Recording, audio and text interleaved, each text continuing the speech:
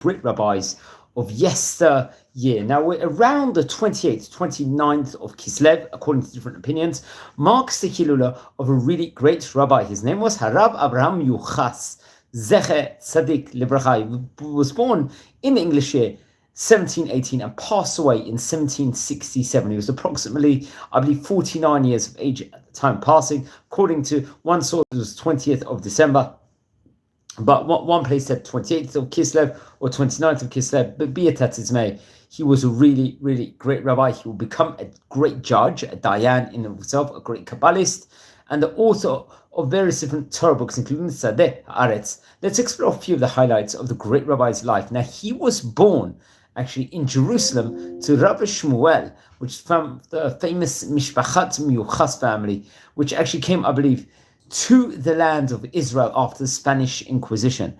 And his mother was a great woman, Rabbanit Rachel. She happened to be the granddaughter, I believe, of Rabbi Yisrael Yaakov Chagiz, another great rabbi I believe we've spoken about on various occasions before. He was a rabbi in Morocco, Rosh Hashiva of Bet Yaakov in Jerusalem, and the author of great Torah books in of itself. So very, very great. I think was also a grandson of the famous Rabbi Moshe Galanti, also, which has to be pointed out. He happened to be Rabbi Moshe Galanti, the first Rishon LeZion, let's say chief rabbi of the land of Israel. This was during the heart of the 17th century in of itself.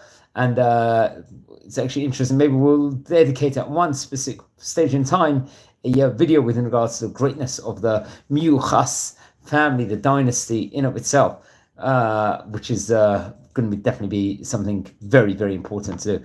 I believe he was become part of the, let's say, the Jerusalem Kehillah itself. He would learn in Yeshivat Bet Yaakov Pirera. This happened to be, I think, a yeshiva in Jerusalem, actually stood from the year 1691, reported over many, many years. It would actually last in itself.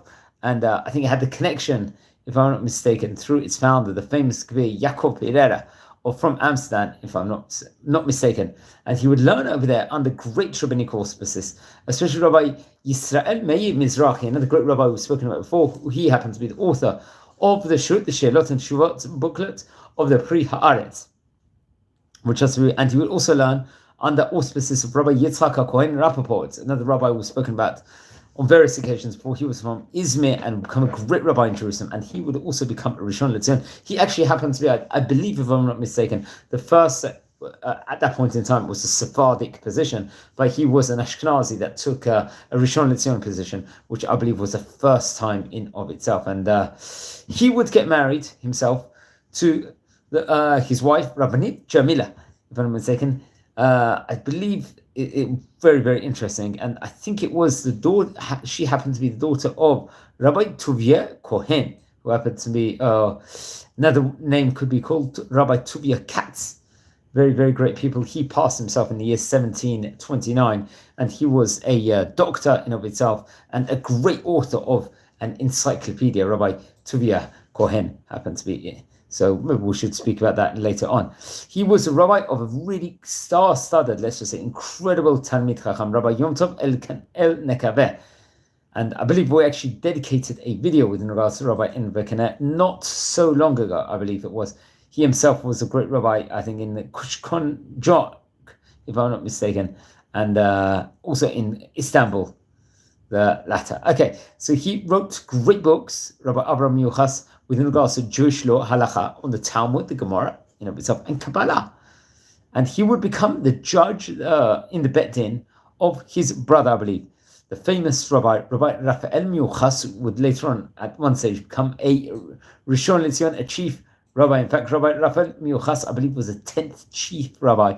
He would spend a 15-year tenure as chief rabbi between the years 1756 to 1771, which was one of the longest running, let's say, chief rabbis in of itself in the land of Israel.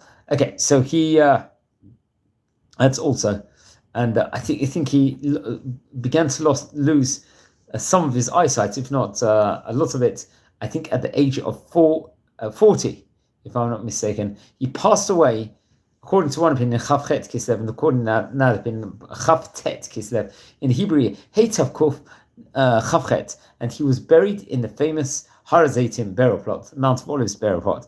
Now he wrote 2 great books in of itself, including the Sedeh Haaretz, which is Drushim on the Torah, Chidushim, various different teachings on the Talmud, and also on Rambam and on the Torah. And another great book was the Diglei Ahava, which is in the Chelek Bet, Aleph, Bet, and Gimel.